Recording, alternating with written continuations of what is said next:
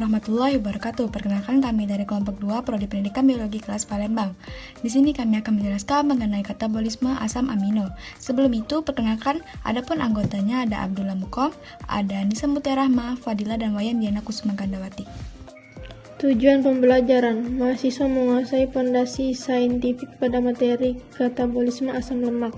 Katabolisme adalah reaksi pemecahan molekul kompleks menjadi molekul yang lebih sederhana dengan bantuan enzim.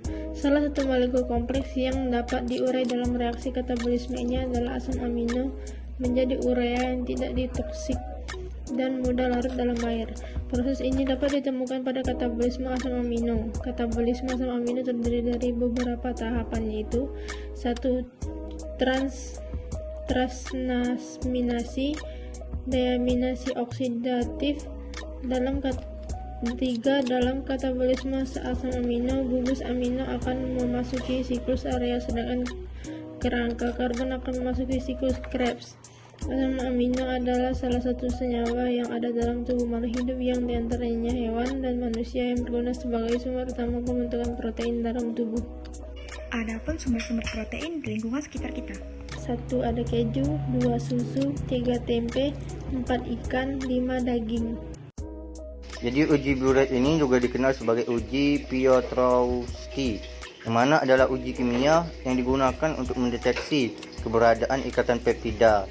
Misalnya ion tembaga 2 dan ikatan peptida akan membentuk kompleks berwarna senduduk dalam larutan basa. Beberapa varian uji juga dikembangkan dari metode ini, seperti uji BCA dan uji Lowry. Dan yang selanjutnya itu ada uji Nihidrin, yang mana uji ini dilakukan untuk mengetahui ada atau tidaknya si asam amino pada suatu zat yang diuji. Nah, uji ini juga kadang juga disebut uji Molis, yang dilakukan untuk mengetahui keberadaan karbohidrat dalam suatu zat. Uji Nihidrin ini menunjukkan hasil positif yang ditandai dengan terbentuknya warna ungu. Hal itu menunjukkan bahwa bakteriosin dari isolat 15B tersebut merupakan senyawa asam amino. Yang ketiga yaitu uji santoprotein. Uji ini digunakan untuk mendeteksi adanya gugus aromatik seperti tirosin dan triptofan. Jika positif memiliki gugus aromatik, sampel yang mengalami perubahan warna menjadi berwarna kuning atau jingga. Lalu ada uji Milon. Uji ini secara spesifik digunakan untuk mendeteksi adanya gugus fenol pada asam amino. Asam amino yang bereaksi positif dengan uji ini adalah tirosin dan turunannya. Jika positif akan dihasilkan sampel berwarna merah. Transaminasi. Langkah pertama katabolisme sebagian besar L-asam amino setelah mencapai hati adalah pelepasan gugus amino. Pelepasan gugus amino dari L-asam amino dikatalisa oleh enzim transminase atau aminotransferase. Gugus amino akan dipindahkan secara enzimatika atom karbon ke alpha-ketogutarat sehingga dihasilkan asam alpha-keto. Reaksi ini menyebabkan aminasi alpha-ketogutarat membentuk L-glutamat. Deaminasi adalah mengeluarkan gugus amino dari suatu senyawa. Gugus amino dari banyak asam amino dipindahkan ke aketoglutarat untuk membuat asam amino yang kemudian mengalami deaminasi oksidatif membentuk ion. Ion amonium dibentuk dari glutamat dengan deaminasi oksidatif. Reaksi ini dikatalis oleh enzim glutamat dehydrogenase yang tidak biasa karena dapat menggunakan baik maupun aktivitas enzim glutamat dehydrogenase diatur secara allosetrik. Siklus urea. Nah, siklus urea ini terdiri dari beberapa tahap, dapat kita lihat pada gambar tersebut.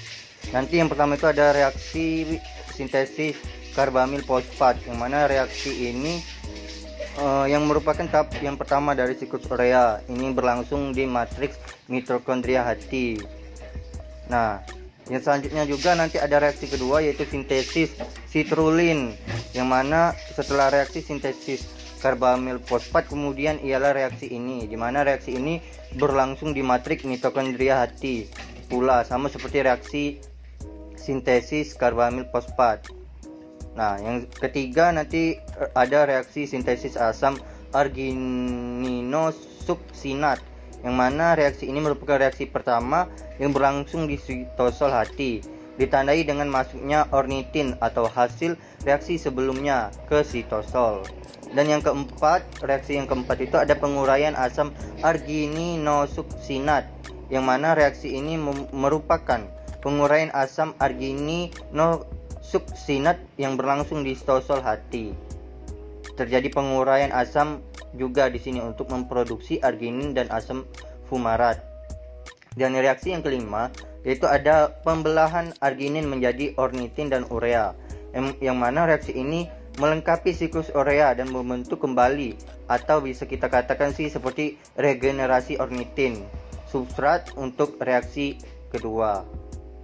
Angka karbon yang terbagi menjadi glukogenik dan ketogenik akan masuk ke dalam siklus Krebs. Pada glukogenik, asam amino seperti fenilalanin, tirosin akan menjadi fumarat, lalu masuk siklus Krebs. Sedangkan pada ketogenik, asam amino seperti isoleusin, leusin, treonin, dan triptofan akan menjadi asetil-CoA, lalu masuk ke siklus Krebs.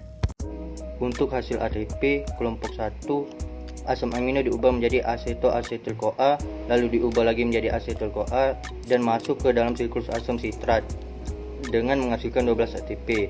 Pada kelompok 2, asam amino diubah menjadi asetil-CoA, lalu masuk ke siklus asam sitrat dan menghasilkan 12 ATP juga. Pada kelompok 3, asam amino diubah menjadi piruvat, lalu asetil-CoA dan masuk ke siklus asam sitrat sehingga menghasilkan 15 ATP.